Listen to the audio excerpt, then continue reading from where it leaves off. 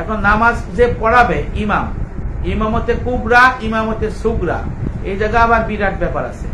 ইমামতে কুবরা হলো রসুল, খলিফা, খেলাফত প্রাপ্ত রাসূলুল আম্বিয়া নায়েব রাসূল, ইসলামিক রাষ্ট্রের রাষ্ট্রপ্রধান, ইসলামিক রাষ্ট্রের বিচারপতি, এই পাঁচটা হলো ইমামতে কুবরা। ইনাদের ইমামতিতে নামাজ পড়বে সবাই, ওনাদের অধীনস্থ। আর ইমামতে সুগরা হলো নির্দিষ্ট মসজিদের ইমাম, যেন আমাদের মসজিদের ইমাম, আপনাদের মসজিদের ইমাম। যখন ইমামতে কুবরা ইমামতে সুগরার কাছে যাবে, তখন ইমামতে সুগরার ইমামতি রহিত হয়ে যায়। তখন ইমামতি কুবরা যদি ইমামতে সুগরার পিছে মহা ওজর নামাজ পড়ে, তাহলে তার নামাজের সমস্যা হয়ে যায়। কারণ মাসলার মধ্যে আছে ইমামের নামাজ শুদ্ধ অশুদ্ধ, বাতিল, ফাসেদ, মাকরু হইলে মুক্তাদিদের নামাজ শুদ্ধ অশুদ্ধ, বাতিল, ফাসেদ, মাকরু হবে। তাহলে জমানার ইমাম ইমামতে কুবরা যাদের দিয়ে নামাজ পড়াবে, তার নামাজ না হইলে, ফাসেদ হইলে, জমানার ইমামের নামাজ কি হবে? অশুদ্ধ হয়ে যাবে। আর মাকরু হইলে সওয়াব পাবে না।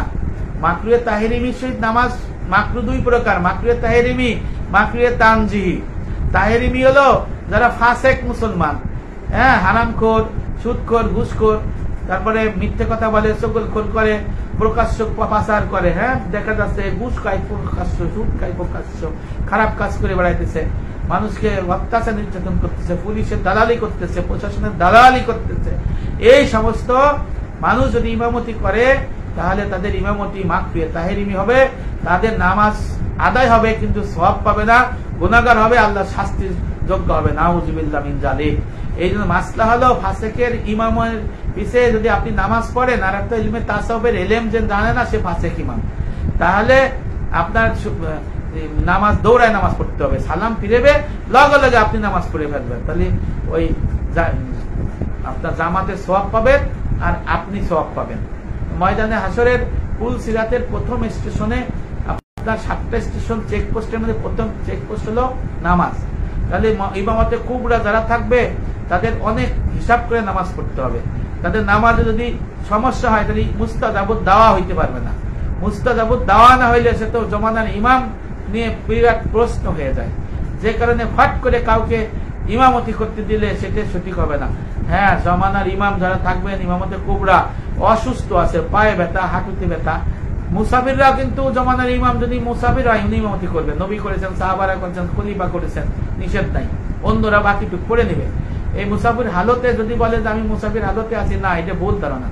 নবী ইসলাম করেছেন সব সময়, নবী ইসলাম সবসময় ইমামতি করেছেন। ইমামতি কুবরা নবী ইসলাম ছিলেন, উনি কয়েক অক্টোবাদে নিজে ইমামতি করছেন। কারণ ইমামতের লক্ষণ, ইমামতি যিনি করবেন তিনি খেলাফতের দাবিদার হন, ইমামতি যিনি করবেন খেলাফতের দাবিদার হন।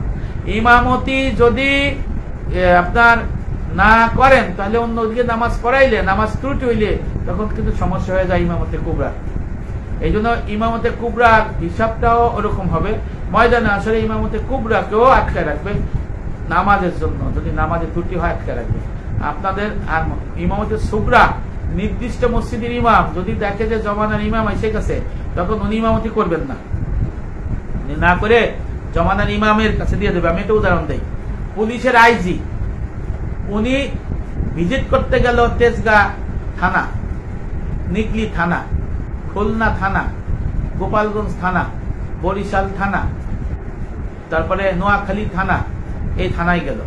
তখন আইজি সাহেব কি, ওই ওসি সাহেব কি চেয়ারে বসে থাকবে নাকি সেকেন্দারায় থাকবে? ওর দাদার ক্ষমতা নাই। যখন ইমামতে কুবরা আইজি যখন থানায় ঢুকবে, ওই ওসি চেয়ারে আইজি যে বসবে, আর ওসি কি করবে? দাঁড়ায় থাকবে। অর্থাৎ ওসিগিরি শেষ, ওখানে আইজি সাহেব আপনার মানে ক্ষমতা প্রয়োগ করবে, ছোট জায়গা হলেও। এরপরে যদি এসপি যদি ওসি থানায় যায়, তাহলে এসপি ওই চেয়ারে বসে, ওসি দাঁড়ায় থাকে। ডিআইজি যদি এসপির অফিসে বসে আসে, তাহলে এসপি চেয়ারে ডিআইজি বসে। আইজি যদি ডিআইজির অফিসে আসে, ওই ডিআইজি চেয়ারে আইজি বসে। তাহলে দুনিয়ার হিসেবে যদি এরকম হয়, তাহলে ইমামতের ক্ষেত্রে দায়। এই জন্য অনেকে না বুঝে, অনেক ইমামতের সুগরা কুবরা এটা বুঝে না, না বুঝেই ফাট করে ইমামে দাঁড়ায় যায়।